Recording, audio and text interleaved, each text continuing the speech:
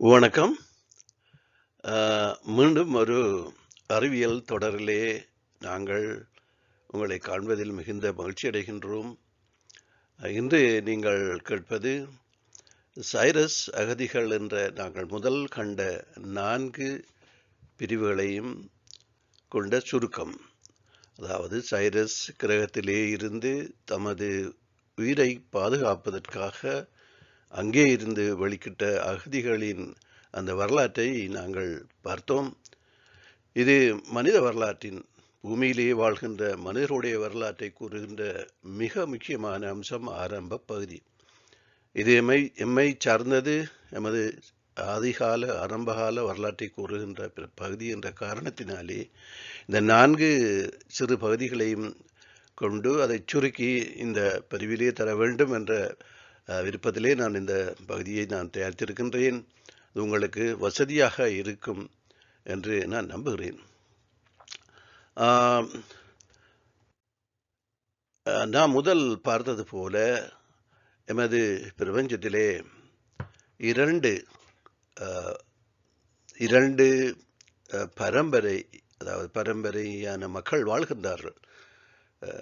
அதாவது முதலாவது பரம்பரையாக நாங்கள் கொள்வது நொக்கோடிமியோன் என்ற மனிதனை முதல் மனிதனாக கொண்டு உருவான மனிதர்கள். அவர்கள் நாம் வாழுகின்ற இந்த பால்வழியிலே வாழ்கிறார்கள். இதை பற்றிய விவரங்களை நான் முன்னர் தெரிவித்திருந்தேன், நீங்கள் கேட்டிருப்பீர்கள். இந்த நொக்கோடிமியோன் எமது பிரபஞ்சத்திலே பால்வழியிலே உருவானவர், பரிணாம வளர்ச்சி அடைந்தவர் அல்ல. அவர் மற்றொரு சிஸ்டத்திலே பரிணாம வளர்ச்சி அடைந்து அந்த சிஸ்டங்கள் அழிந்து போகின்ற பொழுது அங்கே இருந்து ஒவ்வொரு சிஸ்டத்துக்கு மாறி 3வது அல்லது 4வது தடவையாக இங்கே வந்து சேர்ந்தவர் என்ற விவரங்களை நீங்கள் முன்னர் அறிந்திருக்கிறீர்கள். அவரை முதல் மனிதராக கொண்ட பரம்பரை. மற்றது ஹினாக் என்பவரை பரம்பரையாக கொண்ட மனித இனங்கம். இந்த கினாக் என்பவர் எமது பால்வழியிலே பரிணாம வளர்ச்சி அடைந்த மனிதன். இந்த ஹினாக்கை முதல் மனிதனாக கொண்டு வளர்ச்சி அடைந்த அந்த மனிதர்கள் மிக நீண்ட காலத்துக்கு முன்னரே அறிவின் மிக உச்சத்தை அடைந்திருந்தார்கள். அறிவு என்று நாங்கள் சொல்கின்ற பொழுது தொழில்நுட்பத்தின் மிக உயர்ந்த நிலையை அடைந்திருந்தார்கள். இந்த தொழில்நுட்பத்திலே மிக உயர்ந்த நிலையை அடைந்த மனிதர்கள் 2 பிரிவினராக காணப்பட்டார்கள். அதாவது மிக உயர்ந்த அறிவை கொண்டு அதி உயர்ந்த மிக வளர்ச்சியடைந்த தொழில்நுட்பம் சார்ந்த ஆயுதங்களையும், கிரகங்களுக்கிடையே பிரபஞ்சங்களுக்கிடையே பயணம் செய்யக்கூடிய ஆகாய விமானங்களையும் தயார் செய்து கொண்டு தாம் வாழ்ந்த இடத்திலே இருந்து புறப்பட்டு வெளி இடங்களில் சென்று பிரபஞ்சங்கள் முழுதும் அலைந்து அங்கங்கெல்லாம் இருந்த கிரகங்களை கைப்பற்றி அங்கே உள்ள மக்களை அடிமைகளாக்கி எதிர்த்தோரை அழித்து ஒரு பாரிய சாம்ராஜ்யத்தையே இந்த பிரபஞ்சத்தில் கட்டியிருந்தார்கள் ஒரு பகுதியினர். அதாவது ஹினாக்கினுடைய வம்சத்தைச் சேர்ந்த ஒரு பகுதியினர். இவர்கள் அடக்குமுறை, இவர்களுடைய சாம்ராஜ்யம் மிகவும் பயங்கரமானதாக இருந்தது. மிக மோசமான மனிதர்களாகவும் இவர்கள் இருந்தார்கள் என்ற விடயத்தை நான் முதல் உங்களுக்கு ஞாபகப்படுத்தியிருந்தேன். இவருடைய அட்டூழியத்துக்கு பயந்த மறுபகுதியினர், அவர்களும் இவர்களை ஒத்த அல்லது இவர்களுக்கும் கூடுதலான அறிவை பெற்ற மறுபகுதியினர் இவர்களால் தமது இனம் அழிக்கப்படலாம் என்று அஞ்சினார்கள். அவ்வாறு அழிக்கப்படும் பட்சத்தில் இவர்களை எதிர்த்து போரிடுவதற்கு அவர்கள் தயாராக இல்லை. போர் தந்திரத்தை அவர்கள் பெற்றிருக்கவில்லை. பிரபஞ்சத்திலே மிக மிக மோசமான போராளிகளாக, யுத்த வீரர்களாக இருந்தவர்கள் இந்த லைரா வேகா பிரதேசத்திலே வாழ்ந்த லெரியர்கள் தான் ஒரு பகுதியினர். மறுபகுதியில் இல்லை. தங்களுடைய அறிவை அவர் மக்களுடைய உயர்ச்சிக்கு, மனித சமுதாயத்தின் உயர்ச்சிக்கு பாவித்தவர்கள். அவர்களால் சண்டையிட முடியாது.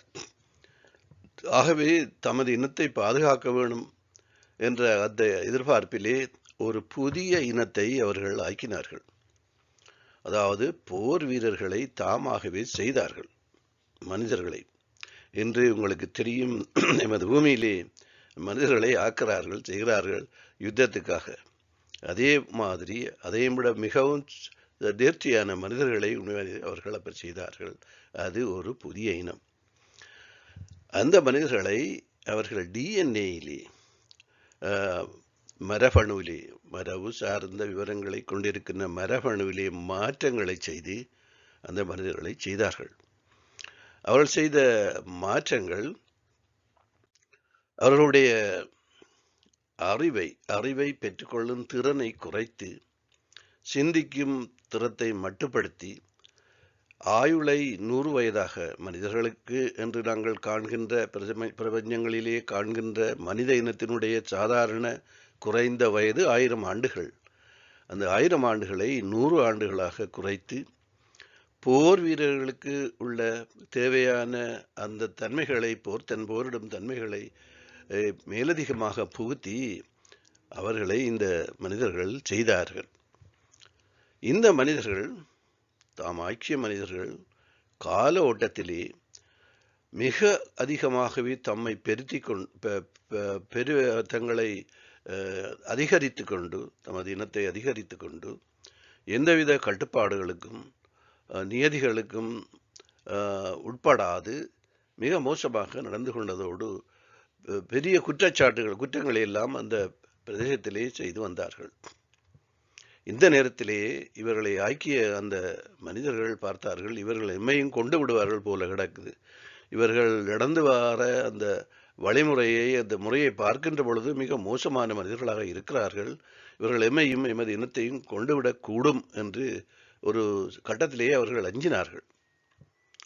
இதில் இருந்து இவர்களை தம்மை பாதுகாத்துக் கொள்வதற்கு ஆலோசித்த பொழுது இவர்கள் அனைவரையும் அழித்து விடுவதை தவிர வேறு வழி அவர்களுக்கு தெரியவில்லை. அவ்வாறான ஒரு முடிவுக்கு அந்த மனிதர்கள் வந்தார்கள். இந்த முடிவை அறிந்து கொண்ட அந்த போர் வீரர்கள் அந்த மனிதர்களுக்கு எதிராக சண்டையிடவோ வெற்றி பெறவோ முடியாது. அவர்கள் தொழில்நுட்பத்திலே மிக உயர்ந்தவர்கள். அவர்களை எதிர்க்க முடியாது என்ற காரணத்தினாலே அங்கே இருந்து தம்மை பாதுகாத்துக் கொள்வதற்காக, தமது உயிரை பாதுகாத்துக் கொள்வதற்காக பல மில்லியன் கணக்கிலே வெளியேறினார்கள். அவர்கள் வெளியேறுகின்ற பொழுது தமக்கு உதவக்கூடிய அந்த கிரகத்திலே மரபணு மாற்றம் செய்யப்படாத தமக்கு உதவக்கூடிய நண்பர்களை உதவிக்கு பெற்று அவர்கள் மூலமாக தேவையான வானிலே பறக்கக்கூடிய இயந்திரங்களை, கப்பல்களை அவர்கள் அதை பீம் சிப் என்று சொல்வார்கள், அவற்றை செய்து கொண்டு அவற்றிலேறி ஆகாயத்திலே வான்வெளியிலே தமக்கு இடம் தேடி பறந்து சென்றார்கள். இவ்வாறு சென்றவர்களின் ஒரு பகுதியினர், நமக்கு ஒரு பொருத்தமான வாழிடத்தை தேடிச் சென்றவர்களின் ஒரு பகுதியினர் இந்த பால்வழியின் சூரியனின், அதாவது மத்திய சூரியனுக்கு மறுபுறத்திலே சென்று அங்கே குடியேறியிருந்தார்கள். அது அவர்களுக்கு பாதுகாப்பான இடமாக பட்டது. அது மாத்திரமல்ல, சைரஸ் குழுமத்திலே இருந்து பல 70,000-75,000 ஒளி வருடத்துக்கு அப்பாலே இருந்த ஒரு பிரதேசம், அது அவர்களுக்கு பாதுகாப்பாக இருந்தது. அங்கே போய் குடியேறினார்கள். அவர்கள் அங்கே குடியேறி இருந்த இடம் நீசான் கிரக குழுமத்திலே இருந்த குட்ரா என்ற ஒரு கிரகத்திலே அந்த ஒரு பகுதி மனிதர்கள் குடியேறி இருந்தார்கள்.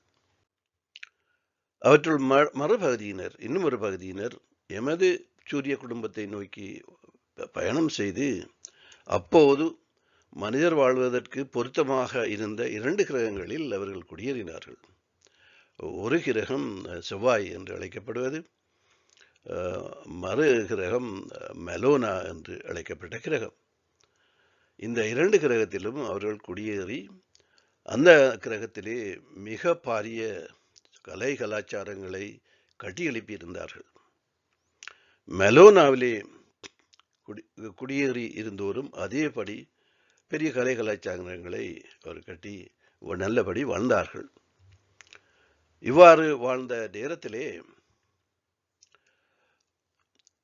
செவ்வாய் கிரகத்தில் வாழ்ந்த மனிதர்களுக்கு தாங்கள் எதிர்பார்த்தபடி அதிலே நிம்மதியாக வாழ முடியாத ஒரு சூழ்நிலை ஏற்பட்டிருந்தது.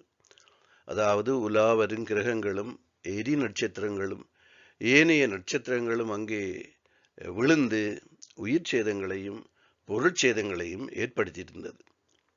இந்த விடயத்தை ஆராய்ந்த அவருடைய விஞ்ஞானிகள் இது தொடர்ந்து நடைபெறும், இது பாரிய தொல்லைகளை தரும் என்ற காரணத்தினாலே அங்கு வாழ முடியாது, இங்கே இருந்து வெளியேற வேண்டும் என்ற ஒரு அபிப்பிராயத்தை அவர்களுக்கு வெளியிட்டார்கள். அந்த நேரத்திலே அங்கே வாத பிரதிவாதங்கள் ஏற்பட்டது. அதாவது 2 பிரிவு மக்கள் அங்கே இருந்ததை அப்போது அவதானிக்கப்பட்டது. ஒன்று கடவுள் கொள்கையை உடையவர்கள், அதாவது அங்கே அவர்களை அழைத்து வந்த மனிதர்களில் ஒரு பகுதியினர், நாம் தாம் உங்களை செய்தோம், உங்களை நாங்கள் தான் ஆக்கினோம், ஆகவே நீங்கள் எங்களை கனம் செய்ய வேண்டும், வணங்க வேண்டும், எங்களுக்கு அடிபணிய வேண்டும் என்ற வகையிலான ஒரு பிரச்சாரத்தை அவர்களுக்கு செய்திருந்தார்கள். இதில் மறுபகுதியினர், அவர்கள் அழைத்து வந்தோரில் இன்னொரு பகுதியினர் சொன்னார்கள், இல்லை இல்லை, நாங்கள் கடவுள் அல்ல, நீங்கள் எங்களை வணங்க வேண்டியதில்லை, நாங்கள் உங்களுக்கு உதவுவோர் மட்டுமே என்று கூறியிருந்தார்கள்.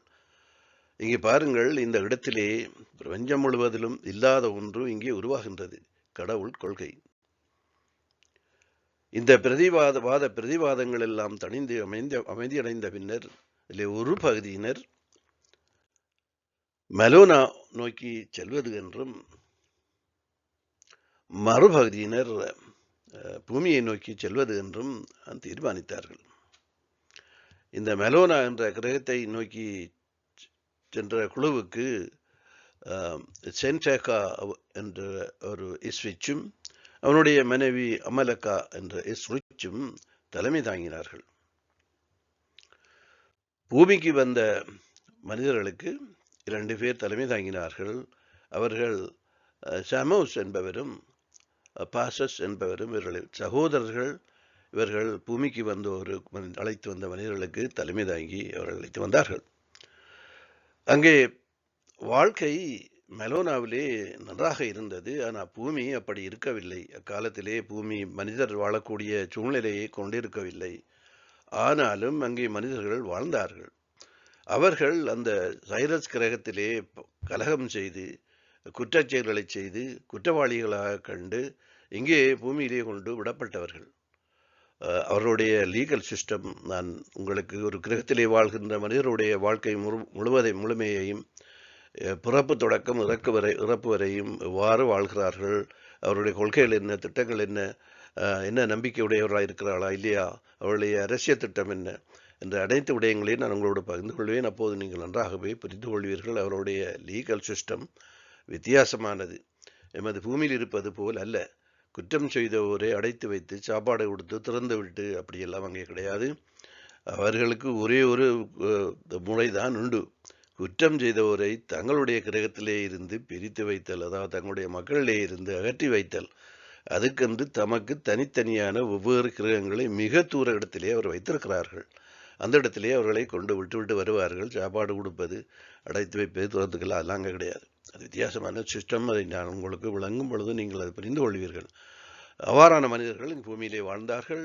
அப்போது அவர்களுக்கு அந்த உடல் ரீதியான சில மாற்றங்களை இங்கே பூமியிலே வாழ வருகின்ற மனிதர்களுக்கு உடல் ரீதியான சில மாற்றம் தேவைப்பட்டது.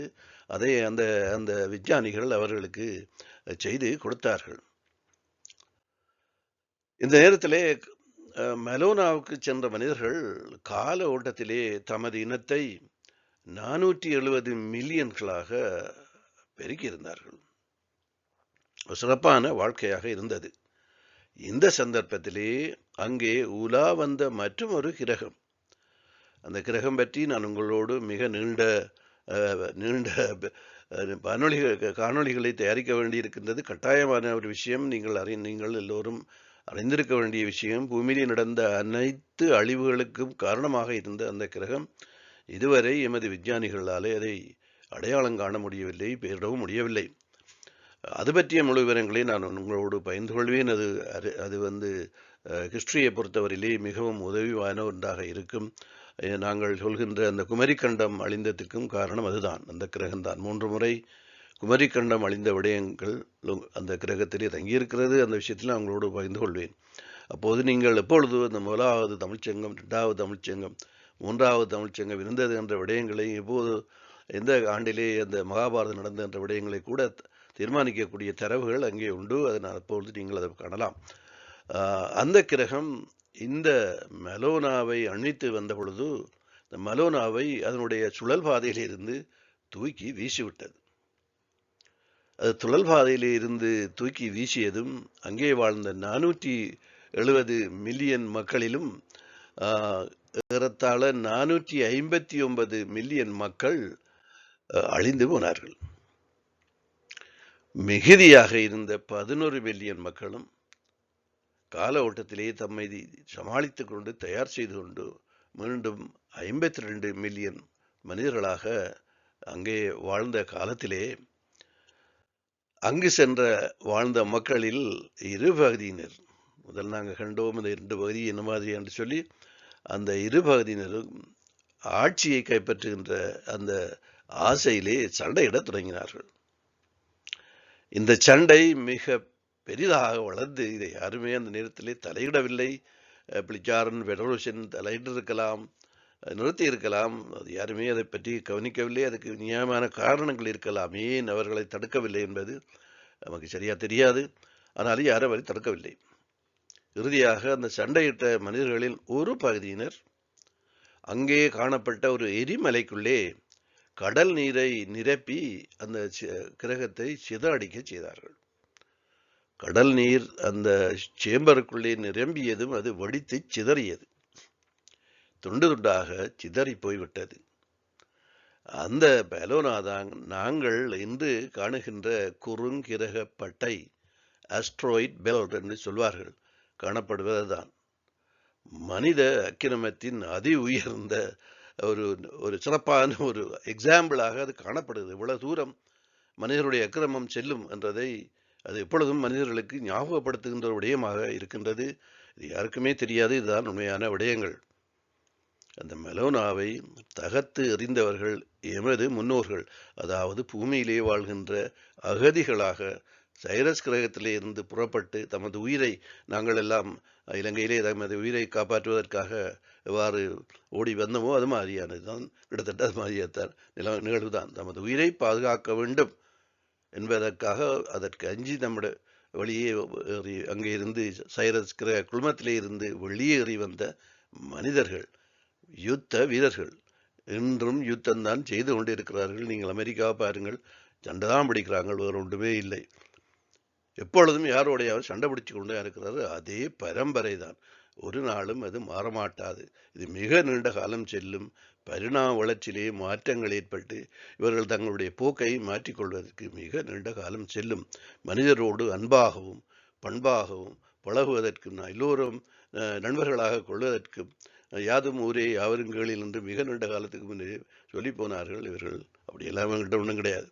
அந்த நிலைமைக்கு வருவதற்கு நாங்கள் மிக நீண்ட காலம் செல்லும்.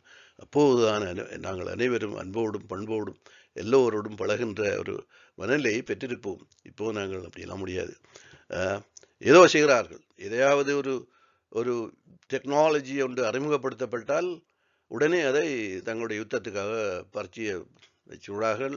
உங்களுக்கு தெரியும், 1930-35களிலே இந்த நியூக்ளியர், அதுவும் ஒரு பொய்யான விஷயம், நியூக்ளியர் எனர்ஜி என்று சொல்வது ஒரு பொருத்தமற்ற ஒரு பெயர். அது நியூ அல்ல. எனர்ஜி என்பது நியூ அல்ல. இந்த பிரபஞ்சம் ஆரம்பிக்கின்ற பொழுது இருந்த பொருட்கள், 2 பொருட்களில் அது ஒன்று, அந்த நியூக்ளி என்கின்ற ஒன்று. அடுத்தது எனர்ஜி ஃபீட்டஸ் என்று சொல்லப்படுகின்ற 250 தனிமங்கள்.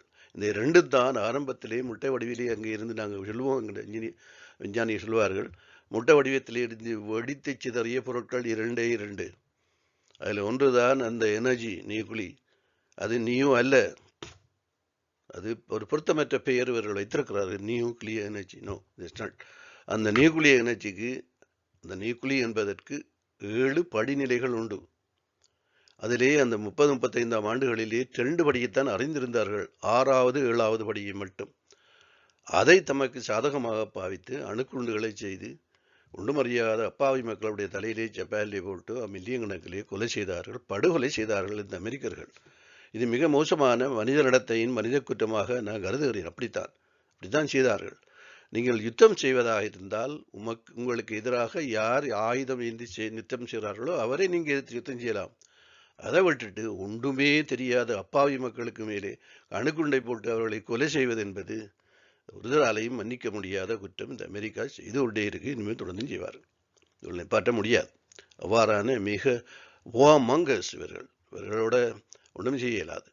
ஆனால் இவருடைய ஆட்சியம், இந்த சாம்ராஜ்யம் மிக விரைவாகவே அழிந்து மிக குட்டி சாம்ராஜ்யங்களாக குட்டி பிரதேசங்களாக மிக விரைவாக நீங்கள் காண்பீர்கள். உங்களில் இருக்க முடியுமோ தெரியாது, எவ்வளவு காலம் வாழ்கிறோமோ தெரியாது, காண்பீர்கள். அப்படித்தான் நடக்கும். அப்படியான விடயங்கள் தான். இப்போது அந்த பாருங்கள் என்ன நடந்திருக்கு இந்த இதிலே என்று. கிரகத்தை அழித்து தள்ளிவிட்டார்கள். அதிலே வாழ்ந்த 52 மில்லியன் மக்களும் அழிந்து போனார்கள். ஒருவரும் இல்லை, யாருமே இல்லை. யார் செய்தது? நாம தான் செய்தோம். இப்படிதான் எங்களுடைய மனதில் இருக்கிறது. இன்றைக்கும் நாளைக்கும் அப்படித்தான். ஒருவரே அன்பராக நண்பர்களாக அழகாக பார்ப்பதற்கு மகிழ்ச்சியாக கதைப்பதற்கு எங்களால் முடியாது. நியர் ரெண்டுக பங்கு அப்படிதான் எங்களுடைய மனதிலே செல்லும் இல்லையா? அப்படியான மனிதர்கள் தான் நாங்கள். மிகவும் மோசமான மனிதர்கள். அதை நீங்கள் மறக்க வேண்டாம். நீங்கள் முடிந்தால் உங்கள் அன்பு செலுத்துங்கள். யாரோடையெல்லாம் நீங்கள் காண்கிறீர்களோ, எவரே நீங்கள் காண்கிறீர்களோ அவரை அன்பு செலுத்துங்கள், பண்போடு நடத்துங்கள். அதெல்லாம் உங்களுக்கு கிடைக்கும். நீங்கள் எதை கொடுக்குறீர்களோ அதுதான் கிடைக்கும். பேங்கில் நீங்கள் காசு எடுக்க வேண்டாம், காசு போட்டு வச்சிருக்க வேண்டும். இல்லையா? கிடைக்காது இல்லையா? நீங்கள் எதை போட்டு வைத்திருக்கிறீர்கள் அதுதான் உங்களுக்கு திரும்பி வரும். இதுதான் நியதி, இதுதான் இயற்கையின் நியதி. வித்தியாசமாக நீங்கள் எதையும் எதிர்பார்க்க முடியாது. அது அப்படி இல்லை, இயற்கையிலே அது இல்லை. சரி, சைரஸ் குழுமத்தில் இருந்து நாங்கள் கண்டோம் வெளியேறிய ஒரு பகுதியினர் அந்த குட்ரா என்ற கிரகத்திலே வாழ்ந்தார்கள். அதாவது நிசான் கிரக குழுமத்திலே உள்ள அந்த கிரகத்திலே அவர்களை அங்கே சென்ற அந்த லிரியன், அவங்களும் லிரியன், நாங்கள் லிரியா வேகான்னு சொல்கிறோம், லைரா வேகான்னு சொல்கின்றோம். இதை நீங்கள் கவனித்துக் கொள்ள வேண்டும். இப்போது இருக்கின்ற லைரா வேகா அல்ல. உங்களுக்கு தெரியும், லைரா வேகாவை பற்றி நாங்கள் முதல் சொல்லியிருக்கிறேன். இப்பொழுது இருக்கிற லைரா வேகாவிலே இருக்கின்ற சூரியன்கள் எல்லாம் நீல நிற சூரியன்கள், அதாவது இளம் சூரியன்கள், மிகவும் கடுமையான சூட்டை கொண்டவை. அங்கே மனித உயிரினங்கள் எதுவும் அங்கே இல்லை. இதற்கு முதல் இருந்த லைரா வேகா தான் பழைய லைரா வேகான்னு சொல்லுவார்கள். அந்த அந்த இதத்திலே இருந்த மனிதர்கள் தான், அவர்கள் தான் முதல் வானோடிகளாக பிரபஞ்சம் முழுதும் பயணம் செய்து மக்களை எல்லாம் அடிமை கொண்டு தங்களுடைய இனத்தை பரப்பி இந்த பிரபஞ்சம் முழுதும் இப்பொழுது இருக்கின்ற இனங்களுடைய இரத்தம் அவங்கள தான். They created blood line. அவங்களோட பிளட் லைன் தான் எல்லா இடத்தையும் இருக்கின்றது. அந்த மனிதர்கள் அங்கே வானோடிகள் அங்கே உலா சென்றவர்கள் இவர்களை கண்டு இவர்கள் அனைவரையும் இங்கே திருப்பி அழைத்து வந்து தாங்கள் வாழ்ந்த பிரதேசத்திலே ஒரு கிரகத்திலே குடியமர்த்தினார்கள். இப்போ உங்களுக்கு ஞாபகம் இல்லை இது எப்படி நடக்குது என்ற கேள்வி சில இடங்களில் நான் பல இடங்களில் சொல்லியிருக்கிறேன். சந்தேகம் நீங்கள் யோசித்தீங்களோ தெரியாது. இது எவ்வாறு பொருந்தும்? மில்லியன் கணக்கான மக்கள் ஒரு இடத்திலிருந்து இன்னொரு இடத்துக்கு பயணம் செய்வது எவ்வாறு பொருத்தமானது என்று நீங்கள் யாராவது சிந்தித்துள்ள தெரியாது. நான் சிந்தித்தேன். எனக்கு அதுக்கு விடை கிடைத்தது. நாங்கள் நினைக்கிறது போன்று 200-300 பேர் ஏற்றி போகிற ஃப்ளைட்ஸ் இல்லை அவங்கள்ட்ட இருக்கிறது.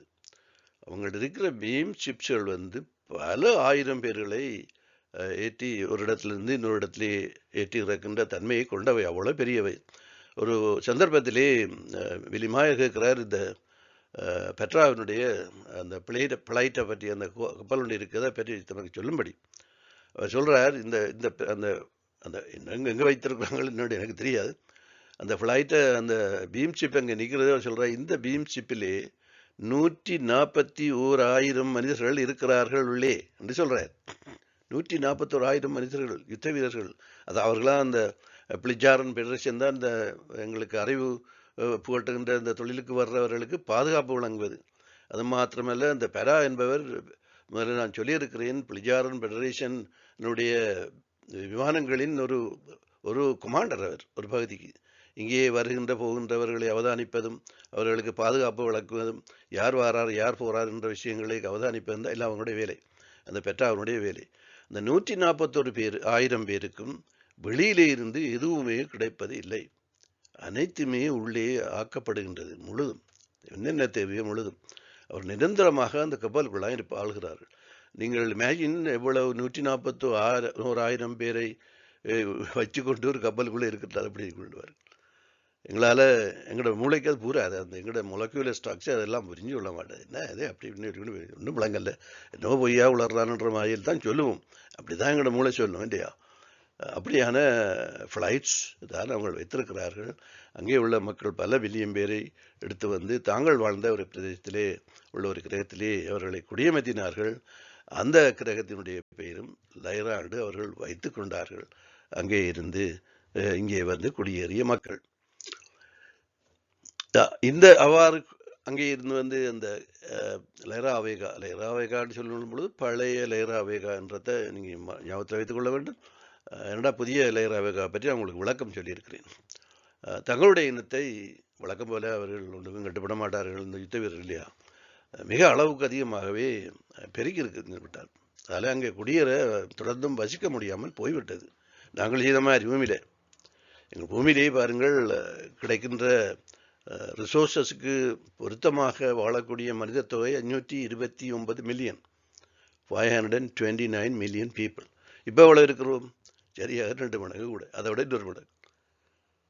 இன்னொரு கொஞ்சம் காலத்தால் நாங்கள் ஆக்சிஜனுக்கு மீன்கள் மாதிரி இழக்க வேண்டித்தான் வரும். அல்லது எங்களோட உடல் அதுக்கு ஏற்ற மாதிரி அந்த குறைந்து போகிற ஆக்சிஜனுக்கு ஏற்ற மாதிரி எங்கள் உடல் பழகிக்கொள்ள வேண்டும் வாழ்வதற்கு, அல்லது எல்லாரும் அழிந்து போக வேண்டும். அதை பல இடங்களில் நான் சொல்லியிருக்கிறேன். நமக்கு சொல்லிதான் என்ன பிரயோஜனம், கெடுதான் என்ன பிரயோஜனம், போயிட்டு போகிறோம்.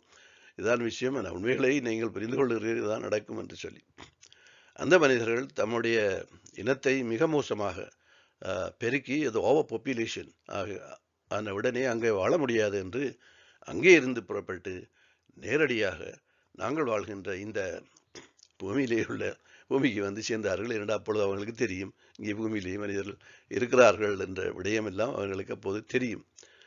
அவர்கள்தான் நாங்கள் என்று காணுகின்ற அந்த மஞ்சள் நிற மனிதர்கள். அது ஒரு இனம் மஞ்சள் நிற மனிதர்கள், அந்த சீனரும் ஜப்பானியர். இவர்கள் வந்த காலம் இன்றைய ஆண்டை அடிப்படையாக கொண்டு நாங்கள் பார்த்தால் 25,978 ஆண்டுகள். 25,978 ஆண்டுகள். என்னுடைய கணக்கின்படி மகாபாரதம் நடப்பதற்கு ஒரு 2000 ஆண்டுகளுக்கு முன்னர் என்று நான் சொல்லுவேன். தான் அகதியாக இங்கே வந்து சேர்ந்தவர்கள். அதன் காரணமாக அவர்கள் ஏனைய இனத்தை விட, பூமியிலே வாழ்கின்ற ஏனைய இனத்தை விட தொழில்நுட்பத்திலேயும் அறிவிலேயும் மிக உயர்ந்தவர்களாக இருக்கிறார்கள். அங்கே சீனாவிலிருந்து தான் எங்களுக்கு எல்லாம் வரணும். ஒரு இடத்துல என்ன சாமான் இங்கே கடையில் வாங்கலாலும் சைனாவிலேருந்து, சைனாடா இருக்கும். உங்களுக்கு தெரியும், ஜப்பான் வந்து கார்கள் எல்லாம் அவர்கள் தான் செய்தார்கள். கம்ப்யூட்டர்ஸ் அப்படியான தொழில்நுட்பம் சார்ந்த உபகரணங்களை அவருடைய அறிவு மிக அதிகம். எங்களை ஏனைய மனிதரோடு நாங்கள் ஒப்பிடுகின்ற பொழுது, காரணம் அவர்கள் மிக நீண்ட காலம் வெளி உலகத்திலே மற்ற மனிதர்கள் வருவதற்கு பூமிக்கு நாங்கள் வருவதற்கு முந்திய மிக நீண்ட காலம் அங்கே வாழ்ந்தவர்கள் அந்த அறிவை பெற்றிருக்கிறார்கள் அவர்கள். அதனாலே தான் அவர்கள் அறிவிலேயே உயர்ந்தவர்களாக காணப்படுகிறார்கள் ஏனைய இனத்தை விட இப்பொழுது பூமியிலே வாழ்கின்றவர்கள். இத்தோடு இன்றைய இந்த நிகழ்வை நான் ஒரு முடிவுக்கு கொண்டு வருகின்றேன். அதற்கு முன்னர் சில விடயங்களை நான் உங்களோடு பகிர்ந்து கொள்ள வேண்டும். இந்த மாதம் தொடக்கம் நான் என்னுடைய முகநூலிலே இருக்கின்ற சிலருடைய பெயர்களை நான் அகற்றி வருகின்றேன். அவர்கள் வெறுமனே சும்மா இருக்கிறார்கள். நான் பல வீடியோக்களை காணொளிகளை அனுப்பி அவங்களை பற்றி கவலைப்படவில்லை. அதை நான் அவங்களை குறை கூறவில்லை. அவங்களுக்கு அவசியமில்லை, தேவையில்லை. இருந்தாலும் நான் அனுப்புகிறேன். அங்கே அதுக்கு என்னுடைய நேரம் செலவாகின்றது. நான் அடிக்கடி கம்ப்ளைண்ட் பண்ணுற மாதிரி தான், சேம் கம்ப்ளைண்ட் தான். அப்போ அந்த என்னுடைய நேரத்தை மிச்சம் முடிக்கிறதுக்காக நான் அவங்களை தவிர்த்து வைக்க வேண்டிய கட்டாயம் இருக்கின்றது. நான் செய்து கொண்டு வருகின்றேன். தவறுதலாக உங்களில் யாராவது நான் அப்படி செய்திருந்தால் தயவு சொல்லுங்கள். நான் உங்களை அந்த தடையை நான் நீக்கி விடுவேன். அடுத்தது மற்றும் ஒரு விஷயம், வழக்கம் போல நான் கடந்த காணொளிகளுக்கு நீங்கள் நிறைய பேர் கருத்து சொல்லியிருக்கிறேன், நல்ல கருத்தெல்லாம் சொல்லியிருக்கிறீர்கள். அந்த நேரத்தை நான் கருத்தில் கொண்டு ஒரு கருத்தையும் நான் இப்பொழுது இந்த வீடியோவிலே ஆவணப்படுத்தவில்லை. இருந்தாலும் அடுத்து வரும் வீடியோவிலே நான் கட்டாயம் ஆவணப்படுத்துவேன். அதுக்காக என்னை மன்னிக்கவும். கருத்து கூறிய நண்பர்கள் எல்லோருக்கும் நான் நன்றி கூறுகிறேன். இந்த இடத்திலே உங்களோட கருத்துக்களையும் உங்களோட பெயர்களையும் நான் ஆவணப்படுத்துவேன். அதை விடுவதில்லை. என்னுடைய நடைமுறைகளில் அதுவும் உண்டு. மற்றொரு விடயத்தையும் நான் உங்களுக்கு சொல்ல வேண்டும். உங்களுக்கு இந்த வருடத்திலே கிடைக்கின்ற, நான் ஒவ்வொரு மாதமும் ஒவ்வொரு காணொளியை வெளியிட்டு வந்தேன். உங்களுக்கு இந்த வருடத்திலே கிடைக்கின்ற கடைசி காணொளி இதுதான். இந்த செப்டம்பர் இந்த இந்த சுருக்கம் தான். என்ன காரணம் என்றால், நான் கனடாவிலே இருந்து ஒரு சிறிது காலம் ஓய்வெடுப்பதற்காக நான் இலங்கைக்கு போயிருக்கிறேன் இந்த மாத முடிவிலே. கிட்டத்தட்ட 5 அல்லது 6 மாதத்துக்கு நான் வெளியே இருப்பேன். அதாவது இலங்கையிலே இருப்பேன். கிழக்கு மாகாணத்திலே என்னுடைய இடத்திலே. ஓய்வெடுப்பதற்காகத்தான் மிகுந்த உழைப்புக்கு பின்னே மிக நீண்ட காலத்துக்கு பின்னே நான் கட்டாயமாக ஓய்வெடுக்கின்ற ஒரு மனநிலையில் இருக்கின்றேன். ஆகவே உங்களுக்கு இனிமேல் இந்த வருடத்திலே புதிய வீடியோக்கள் வரமாட்டாது. வருவதற்குரிய சந்தர்ப்பம் மிக குறைவு என்ற காரணத்தினாலே. ஆகவே தயவுசெய்து அதை மன்னியுங்கள். முடிந்தால் பழைய நீங்கள் பார்க்க வேண்டிய காணொளி இதுவரையிலும் நான் நினைக்கிறேன் 20-24 காணொளிகள் அங்கே இருக்க வேண்டும். தயவுசெய்து அவற்றை பாருங்கள், உங்களுடைய கருத்துக்களை கூறுங்கள். கருத்து கூறுவதில் இன்னொரு ஒன்றை நான் உங்களுக்கு ஞாபகப்படுத்த வேண்டும். உங்களுடைய அநேகமான நண்பர்கள் உங்களுடைய கருத்தை முகநூலிலேயே கூறியிருக்கிறீர்கள். அதை பின்தொடர்ந்து நான் போவது மிக கஷ்டமாக இருக்கின்றது. அதை விடுபட்டு போய்விட்டேன் என்று நினைக்கின்றேன். தயவு செய்து கருத்து நீங்கள் ஒரு வார்த்தையில் சொல்வதாக இருந்தாலும் சரி, ஒரு வசனத்தில் சொல்வதாக இருந்தாலும் சரி, அந்த யூடியூப்பிலே கூறுங்கள். அது அப்படியே இருக்கும். நான் இப்பொழுது பார்த்தாலும் அதை நான் தேவையான நேரத்தில் எடுத்துக்கொள்ளலாம். ஆனால் நீங்கள் அந்த முகநூலிலே கூறுகின்ற பொழுது அது மறைந்து போய் விடுகிறது. அது எனக்கு மட்டும்தான் வரும், மற்றவருக்கும் போகாது. ஆனால் நீங்கள் உங்களுடைய கருத்தை யூடியூப்பிலே சொன்னார் எல்லோருக்கும் அது தெரியும். நீங்கள் என்ன பேசுகிறீர்கள் எல்லாரும் படித்து பார்க்கலாம். அந்த நன்மையும் அதிலே உண்டு. உங்களுடைய கருத்துக்களை நான் எதிர்பார்க்கிறேன், வரவேற்கிறேன். கேள்விகளுக்கு பதில் சொல்ல தயாராக இருக்கிறேன். அதுக்கு பதில் எனக்கு தெரிந்தால் மட்டும். நீங்கள் எந்த கேள்வியை கேட்கிறது என்றாலும் கேட்கலாம் என்ற அவங்களுடைய சந்தேகத்தை முடிந்தால் நான் முயற்சி செய்வேன். அவ்வாறு நீங்கள் கேள்விகள் இருந்த தேவைகள் கேளுங்கள். சற்று பொறுமையாக இருங்கள். புதிய வீடியோக்களுக்கு அடுத்த வீடியோ என்னென்று எனக்கே தெரியாது. பல விடயங்கள் என்னிடம் உண்டு. எதை நான் செய்ய போகிறேன், தொடங்க போகிறேன் என்று எனக்கே தெரியவில்லை. நான் யோசித்தேன், இந்த தொல்காப்பியர், அகத்தியர் அவருடைய பரம்பரையை பற்றி நான் சொல்ல வேண்டும். காரணம் என்றால் அவர்களை பற்றி ஒருக்கும் ஒன்றுமே தெரியாது. இவர்கள் எல்லாம் எந்த சர்வ கலாசாலையிலேயே படித்து வந்து எங்களுக்கு சற்று தரார் என்று கேட்டால் ஒருக்கும் ஒன்றும் தெரியாது. அந்த பரம்பரை யார் என்பதை உங்களுக்கு தெளிவுபடுத்துவது என்னுடைய விருப்பம். அந்த விடங்கள் முழுதுமே என்னிடம் உண்டு. அதுக்கு டைம் தான் இல்லை. அது டைமை ஒதுக்கினால் உங்களுக்கு செய்வேன், இல்லை என்று இல்லை. அதுதான் என்னுடைய தொழில். உங்களுக்கு என்னுடைய அறிவை என்ன தெரியாது. நான் அறிந்து கொண்டதை உங்களோடு பகிர்ந்து கொள்கிறேன். தயவுசெய்து நீங்களும் இதை ஆராய்ந்து பாருங்கள், சரிவுல பாருங்கள். உங்களை போல் 4-5 பேர் வந்து என்னோட சேர்ந்து கொண்டால், என்னோட சேர வேண்டிய அவசியமில்லை, செய்துவீர்கள் என்றால் உங்களுக்கு அது கிடைக்கின்ற அறிவு சுத்தமானதாக இருக்கும். சிலவுகளை நான் தவறுவிடக்கூடும், நீங்கள் அதை திருத்தலாம். அப்படியான வசதிகள் அங்கே இருக்கும். ஒரு ஆள் மட்டும் சொல்லி கொண்டு போய் நான் உங்களுக்கு கேட்குறது கூட அது சந்தோஷமாக இருக்க மாட்டாது. என்னவர் சொல்கிறார், கேட்குறோம் போகிறோம் என்ற மாதிரித்தான் அந்த விடயங்கள் இருக்கும். எனவே இதுதான் நான் இப்பொழுது உங்களோடு பகிர்ந்து கொள்ளக்கூடியது. பொறுமையோடு இதுவரையும் நீங்கள் 30-33 நிமிடங்கள் இந்த சுருக்கத்தை கேட்டுக்கொண்டு இருந்த உங்கள் அனைவருக்கும் நான் எனது அன்பையும் எனது வணக்கத்தையும் நான் தெரிவித்துக் கொள்கின்றேன். அடுத்த காணொளி அடுத்த வருடம் வரும் விளையும் தயவுசெய்து பொறுமையாக இருங்கள் என்று வேண்டிக் கொண்டு இதை நான் முடிவுக்கு கொண்டுகின்றேன். நன்றி, வணக்கம்.